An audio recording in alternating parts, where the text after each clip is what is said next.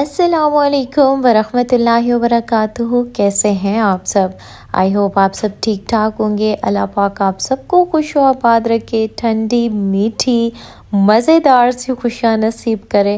الحمدللہ ہم بھی بالکل ٹھیک ہیں. And welcome back to another vlog.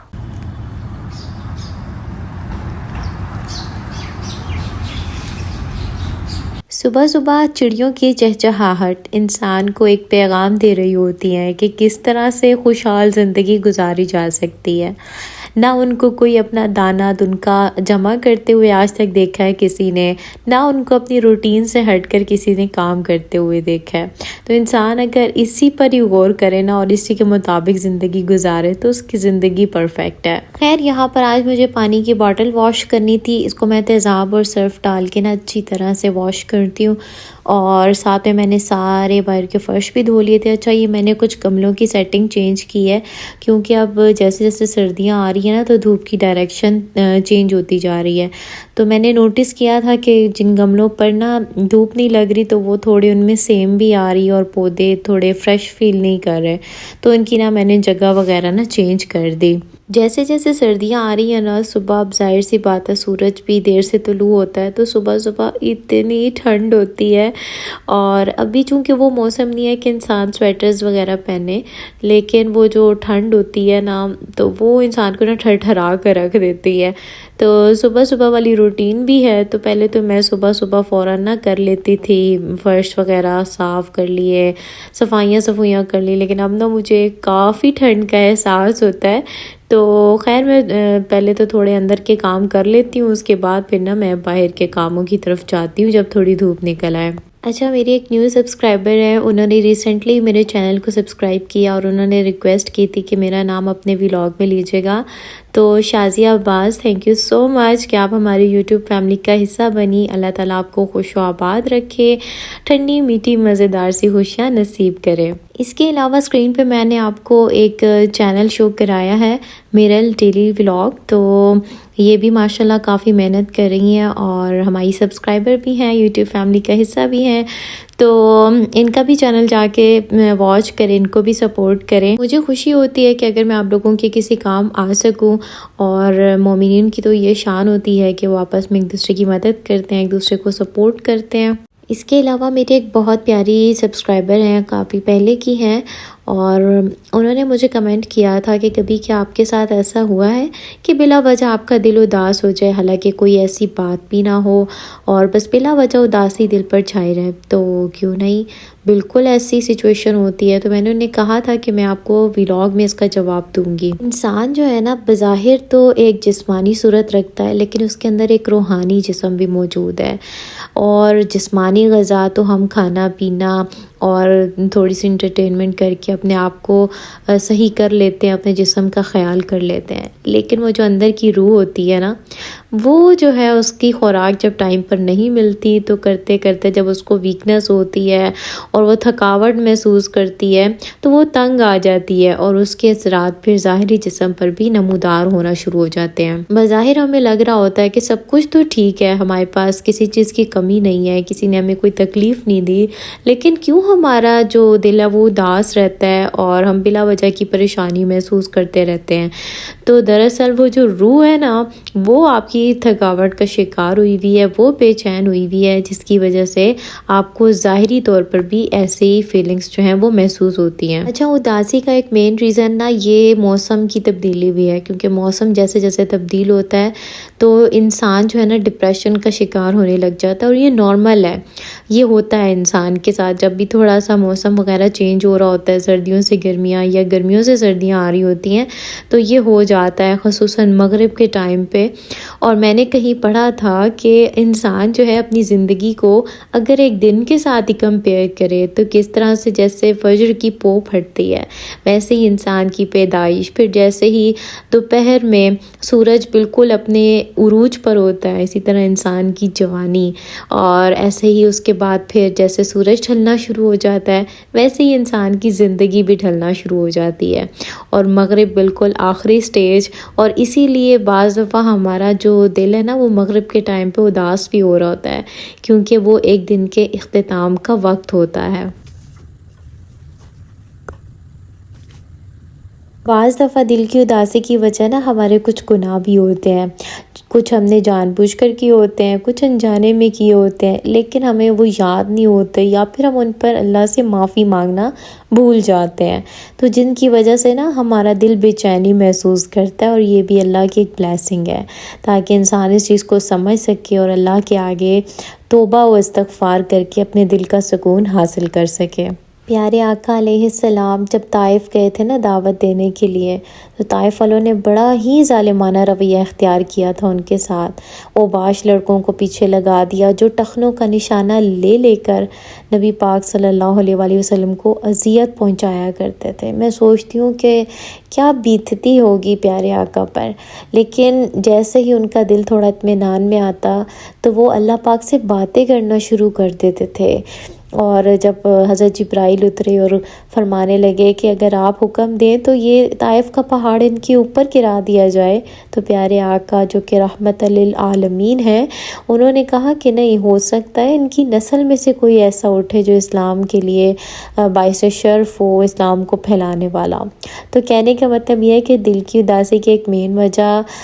جو ہوتی ہے نا وہ اللہ سے دوری بھی ہوتی ہے، تو زیادہ سے زیادہ اللہ سے باتیں جب آپ کرنا سٹارٹ کر دیں گے تو آپ کے جو دل کی اداسی ہے وہ بھی ختم ہو جائے گی۔ اللہ پاک قرآن پاک میں فرماتے ہیں بسم اللہ الرحمن الرحیم فاذکرونی اذکرکم، بس تم مجھے یاد کرو تو میں تمہیں یاد کروں گا۔ انسان جب اللہ تعالیٰ کو یاد کرتا رہتا ہے نا تو اللہ تعالیٰ بھی پھر اس کو یاد کرتے ہیں، اس کے دل کو آباد کرتے ہیں، اور پھر وہ اداسی کا شکار نہیں ہوتا۔ اس کے علاوہ ہماری کچھ خواہشات بھی ہوتی ہیں جو کہ پوری نہیں ہو رہی ہوتی، اور بظاہر تو ہم نے صبر و شکر کا لبادہ اوڑھ لیا ہوتا ہے، لیکن اندر کہیں دل کے کنارے میں نا جب وہ خواہش پوری نہیں ہو رہی ہوتی تو ہمارا دل بے چینی کا شکار ہو جاتا ہے۔ انسان ہے، بہت ساری خواہشات ہوتی ہیں، میری بھی ہیں، اور کبھی نہ کبھی ہو جاتا ہے انسان کی جب کوئی خواہش پوری نہیں ہو رہی ہوتی تو وہ بے صبرا ہو جاتا ہے، دل بے چین ہو جاتا ہے۔ تو پھر نا میں اپنے آپ کو یہی کہتی ہوں کہ حال میں جینا جو ہے نا